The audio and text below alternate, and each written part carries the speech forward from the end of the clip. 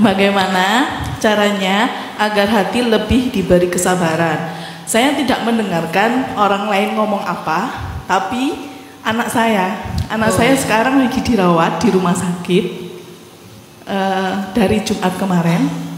Kan nyari ayahnya, ayah kemana mami, kok nggak ngurusin saya? Saya menjelaskan ke anak saya bagaimana, itu yang saya tanyakan. Kondisi ayah sekarang gimana? Saya telepon, saya kasih tahu anaknya masuk UGD dan masuk di rumah sakit, cuma nggak ada respon.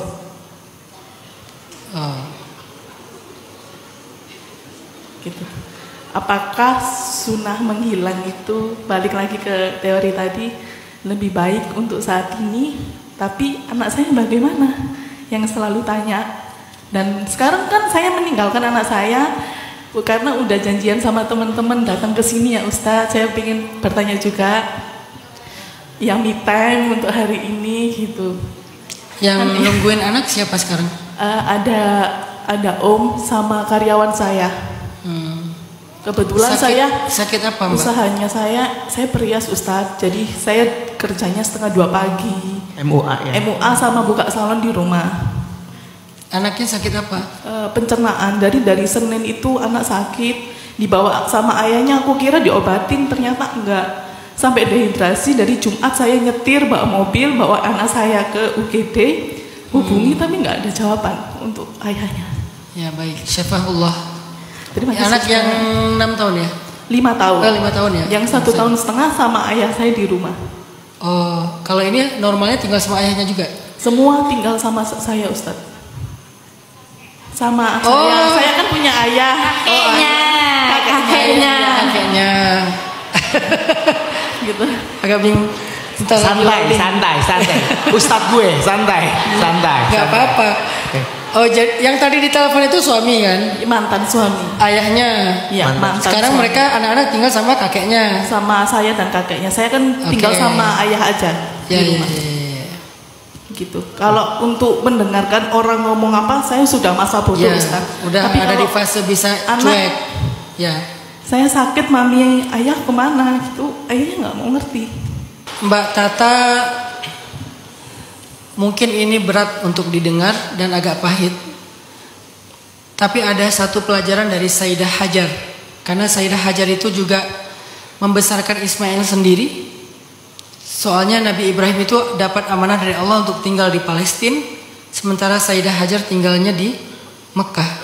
Walaupun mereka tidak divorce, tapi maksudnya kehadiran Ibrahim itu jarang sekali. Sehingga Sayyidah Hajar harus membesarkan Nabi Ismail dari awal banget kejadian air itu, air Zam-Zam, sampai Ismail menjadi anak muda yang kemudian ada adegan penyembelihan.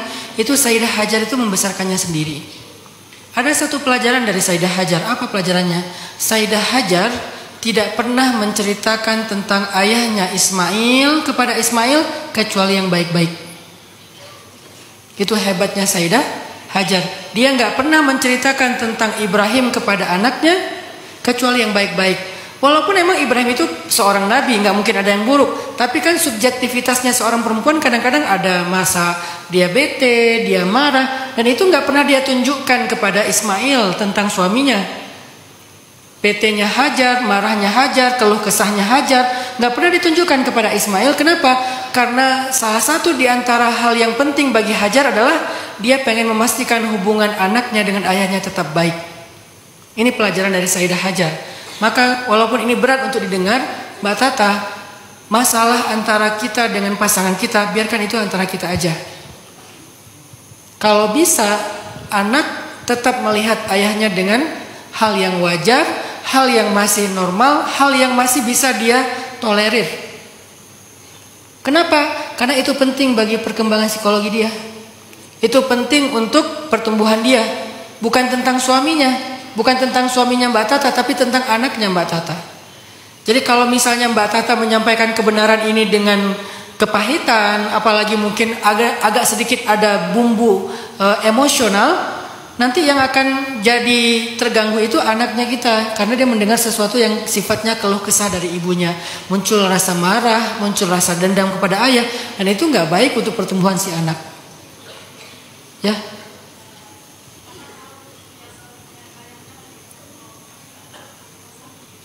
Ya, dia tahu ayahnya lagi nongkrong tapi nggak ke rumah sakit.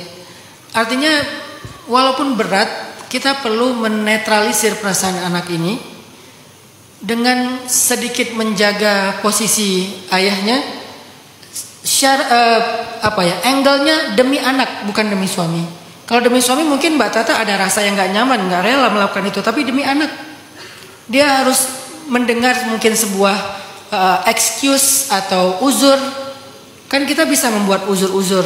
Ya waktu itu ayah sebetulnya bukan nongkrong, itu lagi ada pertemuan. Mungkin pertemuannya emang di tempat ngopi segala macam. Ayah lagi sibuk, insya Allah ayah datang segala macam. Kita coba cari uzur sebanyak mungkin demi siapa? Demi anak. Kalau ada yang di luar kendali kita, akhirnya dia punya perasaan nggak nyaman, maka kita usahakan sebisa kita untuk membangun lagi dan merekonstruksi kembali perasaan itu. Kenapa? Demi anak. Lagi-lagi ini bukan tentang kita dengan pasangan, tapi tentang anak. Kalau dia sampai kemudian terlibat dalam ketidaknyamanan ibu atau ketidaknyamanan ayah, itu secara psikis anak itu akan sedikit bermasalah, kasihan dianya. Dan saya pernah juga menangani kasus-kasus kayak gini bersama para psikiater dan psikolog. Karena kan kita punya rumah menampung pasien mental kan. Di tempat kita itu ada psikolog, ada psikiater, ada saya juga, ada beberapa terapis. Kita berkolaborasi lah. Ternyata emang itu penting untuk pertumbuhan anak. Makanya banyak dari korban rumah tangga yang tidak utuh itu kan pasti anak kan. Kenapa bisa anak? Karena anak ini mungkin tidak mendapatkan pemahaman dan kenyamanan tentang peran ayah dan ibu secara baik. Walaupun keadaannya setiap orang punya takdirnya sendiri-sendiri, tapi setidaknya dia diajarkan untuk memahami sisi-sisi baik dari kondisi-kondisi yang tidak normal itu.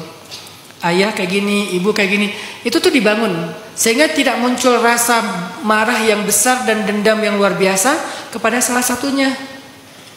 Jadi kalau bahasa vulgarnya, bisa nggak kita tidak melibatkan anak kita tentang apa yang kita rasakan dengan pasangan kita, dan itu perjuangan kita sampai saatnya dia mampu mendengar kenyataan itu, sampai saatnya dia siap mendengar kenyataan itu ketika dia sudah matang atau sudah dewasa. Allahu a'lam.